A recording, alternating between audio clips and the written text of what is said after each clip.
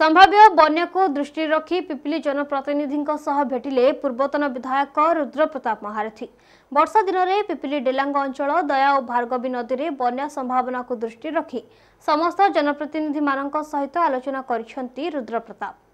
गतकाली पूर्वतन विधायक पिपिली ब्लॉक रे पहुंची ब्लॉक अध्यक्ष देवस्विनी नंद और उपाध्यक्ष प्रफुल्ल स्वाई समेत समस्त जिला परिषद समिति सभ्य और विभिन्न सरपंच मानक नहीं बन्या मुकाबला संपर्क में गुरुत्वपूर्ण आलोचना करथिले। पिपिली डेलांग एक बन्या प्रवण अंचल होइथिबारु एठारे बन्या परिस्थितिर मुकाबला करिबा पई प्रशासनिक स्तर रे किभଳି व्यवस्था होइछि से संपर्क में आलोचना करथिले एवं बन्या मुकाबला पई प्रशासनिक स्तर रे जेपरि कोनोसी समस्या न हेउ से नै बैठक रे पूर्वतन विधायक आलोचना करथिले। एहा सहित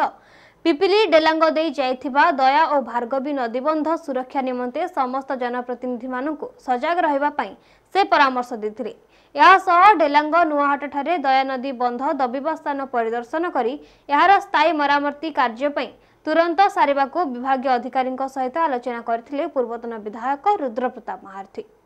जमती मोर नेता आम समस्त नेता नवीन पट्टनायक कथा जो थाए कि प्रत्येक जीवन मूल्यवान। वर्तमान आपण माने जानते विभिन्न अंचल रे बन्या परिस्थिति होईची देश सारा विभिन्न जगह होईची विशेष करी आपण जदि डेलांग पिपिली निर्वाचन मंडली कथा कहबे ताले डेलांग पिपिली निर्वाचन मंडली प्रायतः सबु वर्ष बन्या रे प्रभावित हुए। तो जदि बन्या परिस्थिति हैला ताकू किभरी से समस्या को समाधान करियो अंचल लोक मानक पाखरे सरकारी सुविधा पहुंची पारिबो से दिगरे जिला परिषद चेयरमैन वाइस चेयरमैन सरपंच समिति सभ्य मध्य उपस्थित थिले। चेयरमैन कर ऑफिस रे आलोचना करथिलु एवं समस्त मध्य से निवेदन रही से माने मध्य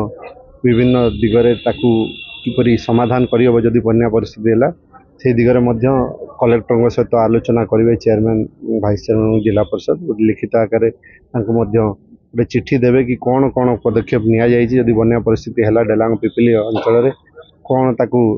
से बड़ी समस्या है ताकू समाधान करने सामना करने कौन कौन पदक्षेप नहीं जनवाई निवेदन करेंगे और ता सहित अंचल जो समस्या रही लोक मानकर गरीब गुरुबा लोक मानकर अंचल बासिंदा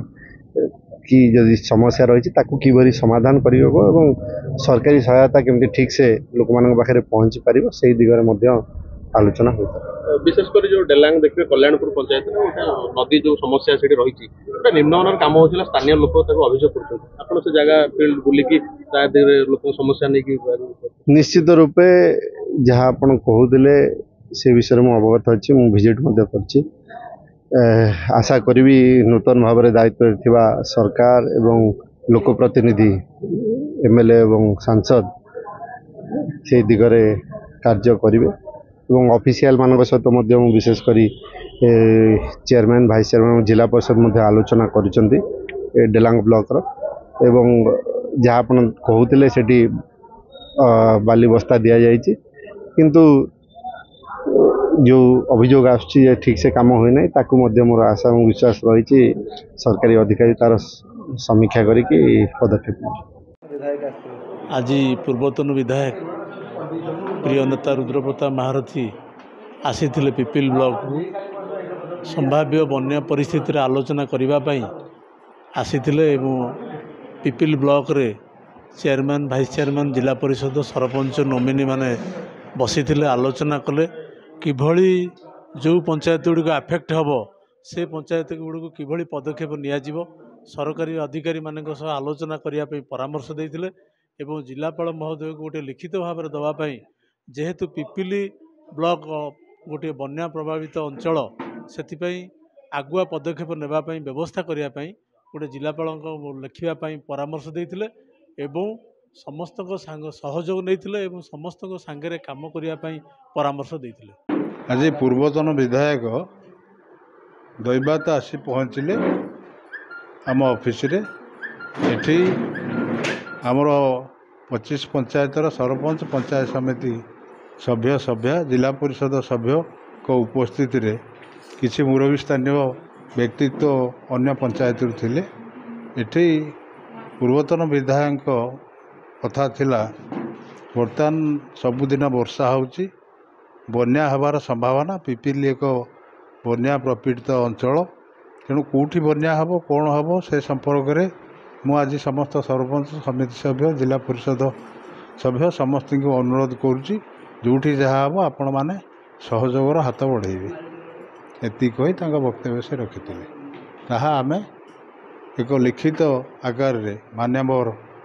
ଜିଲ୍ଲାପାଳ ମହୋଦୟଙ୍କୁ ଜଣାଉଛୁ ସବୁ ସମୟରେ ଅଛି ତ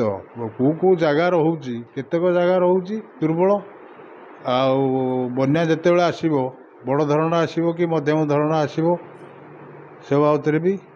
ଆମେ ସଠିକ୍ ତଥ୍ୟ ନ ରଖିଲେ ବି ସୁଦ୍ଧା ସମସ୍ତଙ୍କର ଆଲୋଚନାରେ ଏହି ପ୍ରକାର ସିଦ୍ଧାନ୍ତ କରାଗଲା ଯେ ବନ୍ୟା ନିଶ୍ଚିତ ଆସିବ ହେବ ହେଉଛି ଯେଉଁ ଜାଗା ମାନଙ୍କରେ ମୁଁ କହିବି ଆମ 18 ବଗା କାଜ କଥା ସେ ପାଣି ଆମ ହାଟସାହି ସ୍ୱାଇଁସାହି ମିର୍ଜାପୁର କଣ୍ଠପୁର ଏମିତି ବିଭିନ୍ନ ଏରିଆ କ୍ଷତି ହେଉଛି। ପିପିଲିରୁ ମନୋରଞ୍ଜନ ମହାପାତ୍ରଙ୍କ ରିପୋର୍ଟ ନୀଳାଦ୍ରି ସୋୟା ମିଡ଼ିଆ। ଏଭଳି ଖବର ପାଇଁ ଆମ ଚ୍ୟାନେଲକୁ ଲାଇକ୍ ସେୟାର ଏବଂ ସବସ୍କ୍ରାଇବ୍ କରନ୍ତୁ। ରହୁଛି ନମସ୍କାର।